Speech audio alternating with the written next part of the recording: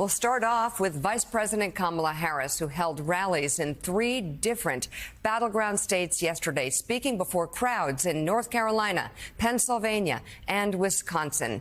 In Madison, Harris kicked off her event with performances from musicians like Mumford & Sons and Gracie Abrams in an effort to appeal to younger voters. Earlier in the day, when the vice president was in Raleigh, she promoted unity and working together. She even gave an example of that when she was interrupted by a protester. As your president, I pledge to seek common ground and common sense solutions to the challenges you face. I am not looking to score political points. I am looking to make progress. And I pledge to you, I will listen to experts. I will listen to those impacted by the decisions I make and to people who disagree with me.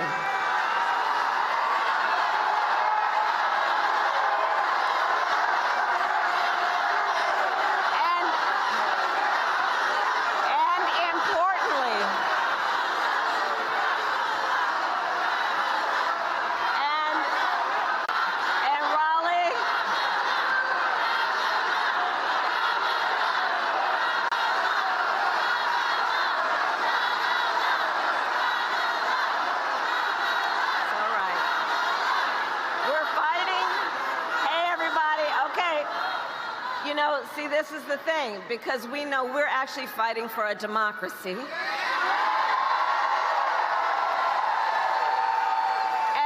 unlike Donald Trump, I don't believe people who disagree with me are the enemy.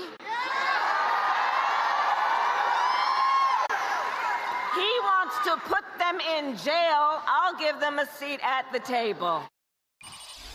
We have an opportunity in this election to turn the page on a decade of Donald Trump, who has been trying to keep us divided and afraid of each other. We know that is who he is, but North Carolina, that is not who we are. That is not who we are. And it is time for a new chapter where we stop with the pointing fingers at each other and instead let us lock arms with one another, knowing we have so much more in common than what separates us. Oh, wow. I'll tell you what, Mike Barnicle, that is a message America wants to hear right now. You have Kamala Harris having somebody shout at a rally, a protester. And think of all the times that Donald Trump, when that's happened to him, says, knock him out. Send him out on a stretcher, beat him up, and I will pay for your defense attorney bills, doing all of these things. And Kamala Harris just said, I don't consider them my enemy. I'm not going to put them on an enemies list. I'm going to put them around the table. We're going to work with people with whom we disagree. I'm telling you, for all that has torn this country apart over the past 20 years, this actually is the anecdote. A president that says, I'm coming to the center. I'm going to forge consensus. I'm going to work to compromise with those who disagree with me. And those who disagree with me are not my enemy. Right. They're my fellow American, and their voice needs to be heard too.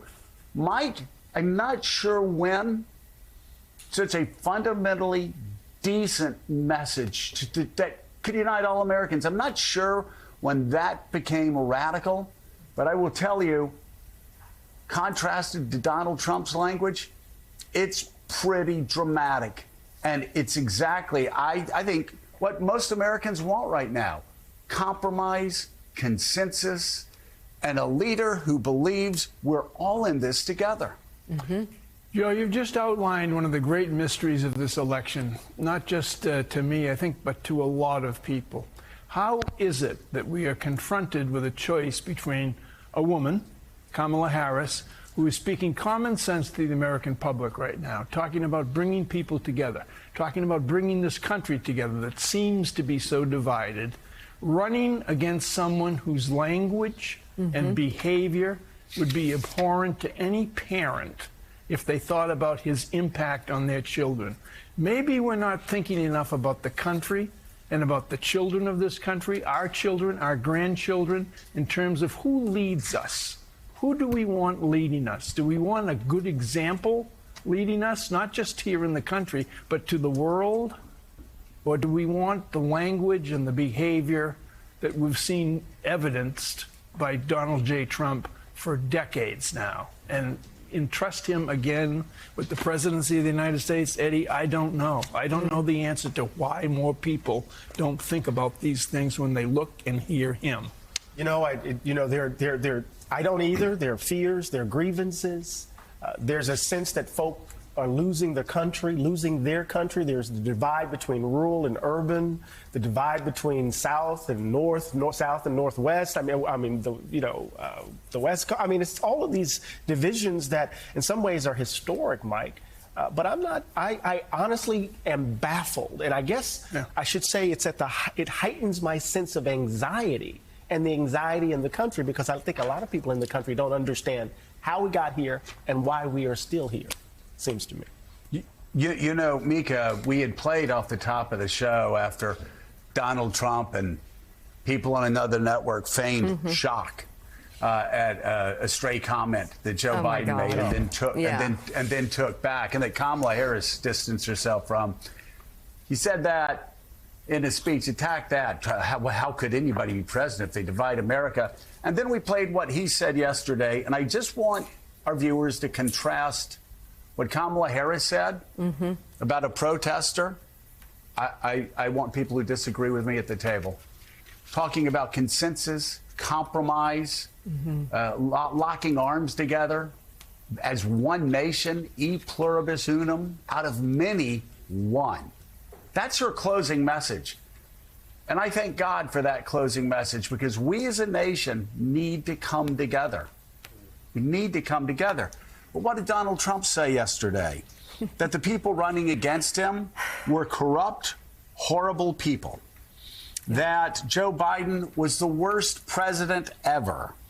That Kamala Harris was low IQ, stupid, which is interesting because he beat her in a debate. He also contributed to her in 2014. She beat him badly in the debate. Humiliated him. He wouldn't even go on 60 Minutes after that. He said that Barack Obama was a disaster, called Democrats communists, said that Mark Milley, the man that he selected as a chairman of Joint Chiefs, who was one of the most highly decorated soldiers of our generation, was, quote, not a real general because he didn't support Donald Trump's overthrowing of the Constitution. He called other Democrats Marxists. He called a Democratic Senator Pocahontas. He said Democrats were grossly incompetent. And the cherry on top was when he pointed to members of the press doing their job, reporting on what he says in a hostile environment, and called them scum. That is the difference. That is the choice. It's not really a difficult choice to make, even though there are people doing backflips and trying to justify that. If you believe in Madisonian democracy, if you believe in our constitutional republic, if you believe in checks and balances, if you believe that actually supporting leaders of NATO is more important than supporting the communist leader of China, the communist leader of North Carolina, the former communist leader of Russia. But that's where we are. And I thank God that Kamala Harris is talking about bringing us together and uniting us as a country. To all your points, Joe, we're going to be reading from the paper's editorial from the Las Vegas Sun, which questions Donald Trump's moral compass. They say he never had one to lead the country. His fascist tendencies. It is blistering. It is honest. And they ultimately say he's not fit to serve and the stakes are too high. We'll read from that in just a moment, but it really encapsulates everything that Donald Trump would bring to the table.